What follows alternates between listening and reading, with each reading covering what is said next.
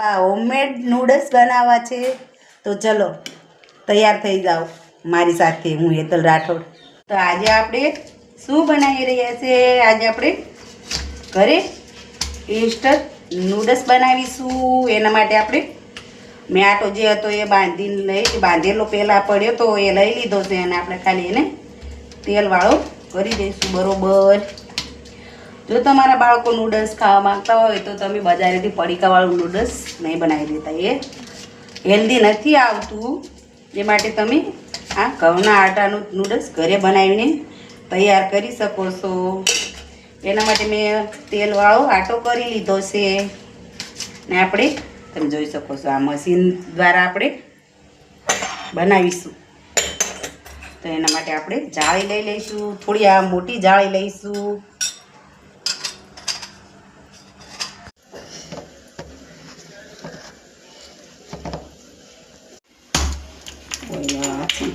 આપણે બનાવવાનું શરૂ. તમે જોઈ શકો છો નૂડલ્સ આપણે બોઇલ કરવા માટે મૂકી દઈશું. બહુ લાંબા નહીં રાખીએ, આમ થાય ટુકડા થઈ જ જવાના છે. તો આવી રીતે આપણે બોઇલ કરી દઈશું. પૂરું થઈ ગયું છે બોઇલ થવાનું, ચાલુ થઈ ગયું છે. ચાલો હવે બોઇલ થવા દો.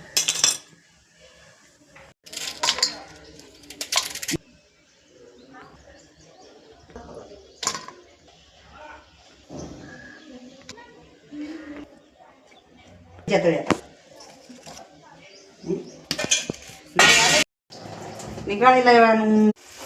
બંધ કરી દીધી છે. મસાલો આપણે કઈ સડવા દેવાની જરૂર નથી. તો થોડું સોસ એડ કરીશું અને આપણે મસાલો એડ કરી દઈશું નૂડલ્સનો. આપણે આને બરોબર મિક્સ કરી લઈશું અને હવે સર્વ કરવા માટે એકદમ રેડી. તમે જોઈશો હોમમેડ નૂડલ્સ એકદમ ટેસ્ટી અને હેલ્ધી, એટલે એમાં કાંઈ ઘટે નહીં. હેલ્ધી એટલે પૂરેપૂરા હેલ્ધી. જો તમારા બાળકો માંગતા હોય નૂડલ્સ ખાવા માટે તો બહારના પડીકા ના લાવી આપતા. આવા તમે નૂડલ્સ બનાવજો, વારંવાર તમારા બાળકો નૂડલ્સ ખાવા માંગશે. ગાર્નિશિંગ કરી દઈશું સરસ મજાની કોથમીર સાથે અને એક આપણે પુદીનાનું પત્તું પણ મેક્યું. તમે જોઈ શકો છો. લુક લાઈક જુઓ તમે, કેટલું મસ્ત લાગે. તમે જોઈ શકો છો મારી છોકરી કેટલી સાવથી ખાય છે. અને આવા વિડીયો જોવા માટે સબસ્ક્રાઈબ કરો, લાઈક કરો, શેર કરો.